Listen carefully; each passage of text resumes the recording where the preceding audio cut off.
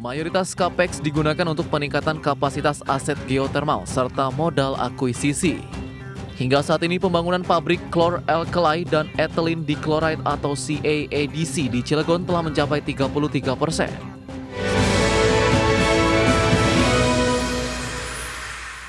Emiten milik Taipan Prayogo Pangestu PT Barito Pacific Tbk atau BRPT telah menggelontorkan belanja modal sebesar 480 juta dolar Amerika Serikat hingga September 2025. Iya, dana tersebut digunakan untuk pengembangan proyek geotermal hingga akuisisi sejumlah aset strategis.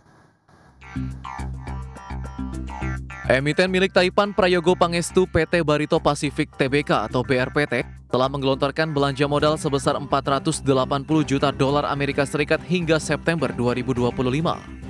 Dana tersebut digunakan untuk pengembangan proyek geotermal hingga akuisisi sejumlah aset strategis. Direktur Barito Pacific David Kosasih menjelaskan, mayoritas capex digunakan untuk peningkatan kapasitas aset geotermal serta modal akuisisi. Hingga saat ini pembangunan pabrik chlor-alkali dan ethylene dichloride atau CAADC di Cilegon telah mencapai 33%. Sementara melalui anak usaha PT Chandra Asri Pacific Tbk atau TPIA, BRPT juga telah merampungkan akuisisi jaringan SPBU ESO milik ExxonMobil di Singapura. Berdasarkan laporan keuangan per 30 September 2025, Barito Pacific membukukan pendapatan sebesar 5,56 miliar dolar Amerika Serikat, naik 231,74% secara tahunan. Laba bersih perseroan pun melonjak tajam hingga 557,8 juta dolar Amerika Serikat atau melonjak lebih dari 2.000% dibandingkan periode yang sama tahun lalu. Berbagai sumber IDX Channel. Kami bersama emiten batubara milik Prayogo Pangestu PT Petrindo Jaya Kreasi Tbk melaporkan total produksi batubara per September 2025 mencapai 4 juta metrik ton. Ya, sebanyak 25% dari produksi tersebut merupakan batubara metalurgi yang diproduksi oleh anak usaha perseroan. Emiten batubara milik Prayogo Pangestu PT Petrindo Jaya Kreasi Tbk menyampaikan telah memproduksi sebanyak 4 juta ton batubara sepanjang 9 bulan 2025. Direktur PT Petrindo Jaya Kreasi Tbk Lim Hendra Gunawan menjelaskan total produksi batubara per September 2025 mencapai 4 juta metrik ton. Sebanyak 25% dari produksi tersebut merupakan batubara metalurgi. Produksi batubara metalurgi berasal dari PT Multi Tambang Jaya Utama, PT Daya Bumindo Karunia, dan PT Bara Internasional. Dengan pengembangan di DBK dan BI yang memiliki total cadangan sebesar 116 juta metrik ton, kontribusi pendapatan dari batu bara metalurgi perseroan akan terus bertumbuh melampaui batu bara termal. Menurut manajemen, dengan kombinasi tambang yang telah beroperasi dan proyek-proyek yang sedang dikembangkan, perseroan memiliki resource base yang sangat kuat dan prospek pertumbuhan jangka panjang yang berkelanjutan. Manajemen juga mengungkapkan bahwa perseroan memiliki beberapa anak usaha dengan total cadangan batu bara sebesar 228 juta metrik ton. Dari total cadangan tersebut, sebesar 133,5 juta metrik ton merupakan batu bara metalurgi yang memiliki nilai jual lebih tinggi. Berbagai sumber, IDX Channel. Pemirsa, emiten Rumah Sakit PT Cipta Sarana Medika Tbk menggelar ekspansi dengan memulai pembangunan gedung baru di area RS DKH Cibadak, Sukabumi, Jawa Barat. Ya, ekspansi itu merupakan realisasi dari rencana ekspansi perseroan seperti yang disampaikan dalam prospektus penawaran umum perdana saham atau IPO perseroan. Dalam IPO perseroan menjaring dana segar senilai 69,9 miliar rupiah, merujuk prospektus IPO sekitar 40,76 miliar rupiah akan digunakan untuk pembangunan gedung baru di sekitar area Rumah Sakit DKH Cibadak. Nantinya gedung baru ini akan menyediakan sejumlah fasilitas, diantaranya adalah fasilitas poliklinik, rawat inap eksekutif, serta rawat inap peserta BPJS. Adapun proyek pembangunan di area Rumah Sakit DKH Cibadak tersebut ditargetkan selesai dalam 10 bulan ke depan.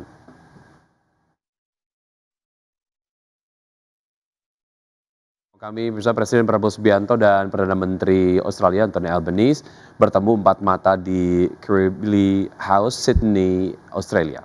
Ya, pertemuan ini semakin memperkuat hubungan strategis kedua negara di kawasan Indo-Pasifik. Suasana hangat dan penuh keakraban mewarnai momen penyambutan, mencerminkan hubungan personal yang erat di antara kedua pemimpin, Perdana Menteri Anthony Albanese dan Presiden Prabowo Subianto. Kedua pemimpin bertemu secara produktif dan akrab, menandakan pentingnya hubungan strategis antara kedua kepala pemerintahan. Pertemuan ini juga sekaligus menjadi momentum penting bagi kedua negara untuk memperdalam kerjasama di berbagai bidang, khususnya di sektor ekonomi, perdagangan, investasi, agrikultur, pembangunan hubungan antara masyarakat, dan juga pertahanan dan keamanan serta hubungan kemaritiman. Selain memperkuat fondasi kemitraan yang telah terjalin selama lebih dari 7 dekade, Presiden Prabowo dan juga Perdana Menteri Albanese juga menaruh perhatian pada stabilitas kawasan Indo-Pasifik serta penguatan kapasitas industri strategis di tingkat bilateral. I think, concluded an important agreement, an important treaty between Australia and Indonesia, committing ourselves to close cooperation in the defense and security field, and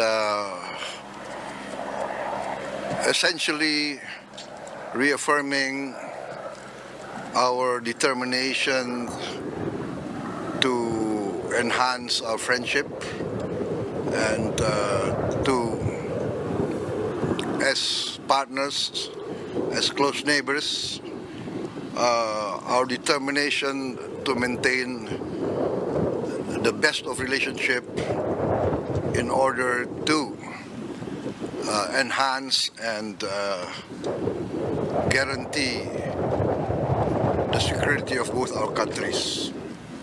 Ya, berikutnya pemirsa, sejak diberlakukannya Perjanjian Kemitraan Ekonomi Komprehensif Indonesia-Australia atau IASEPA, ini volume perdagangan antara Indonesia dan juga Australia melonjak hampir 3 kali lipat, di mana tercatat nilai total perdagangan Indonesia-Australia mencapai 381,5 triliun rupiah.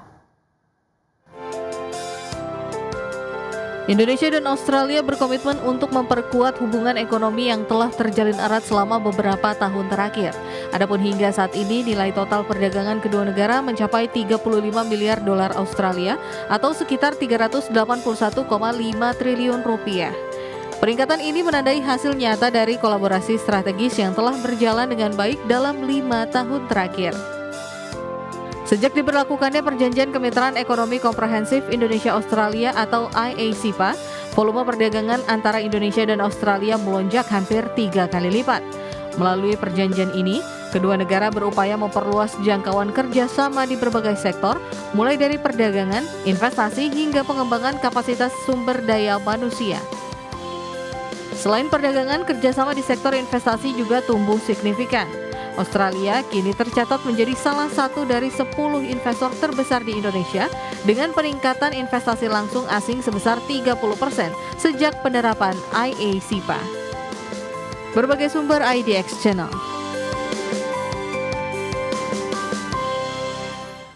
Ya, sementara itu Menteri Investasi dan Hilirisasi Rosan Roslani mengungkapkan terdapat 5 perusahaan Australia yang siap berinvestasi di Indonesia. Ya, Rosa menjelaskan kelima perusahaan Australia tersebut akan berinvestasi di bidang rumah sakit, hilirisasi, hingga bidang agrikultur. Tentu saja dengan potensi investasi dari 5 perusahaan Australia ini, pemerintah Indonesia tentu akan memfasilitasi rencana investasi yang akan masuk ke Indonesia. Kerjasama perdagangan Indonesia dan Australia masih bisa ditingkatkan lebih intensif lagi. Tercatat hingga saat ini total nilai perdagangan Indonesia-Australia mencapai 15 miliar dolar Amerika Serikat, di mana Indonesia masih defisit perdagangan hampir 9 miliar dolar Amerika Serikat. Rosan juga mempertegas fokus utama kerjasama strategis kedua negara adalah memperkuat hubungan investasi dan perdagangan secara komprehensif melalui kesepakatan Indonesia-Australia SEPA. Tapi dari investasi, ya kebetulan saya baru mendarat dan langsung bertemu dengan 5 perusahaan hari ini, yang dimana mereka berinvestasi baik di bidang rumah sakit, ada 1 investasi di bidang rumah sakit dan 2 di bidang hilirisasi. 2 di bidang hilirisasi mereka sudah investasi di Indonesia dan ingin melakukan ekspansi, itu juga akan kita fasilitasi, dan juga untuk agriculture di bidang sapi ya, itu juga kerjasamanya kita sedang bangun juga, dan memang ada 1 investasi kita yang mungkin dari antara yang cukup besar yang base-nya ada di sini yang akan kita coba finalisasi dalam waktu sangat-sangat dekat ini.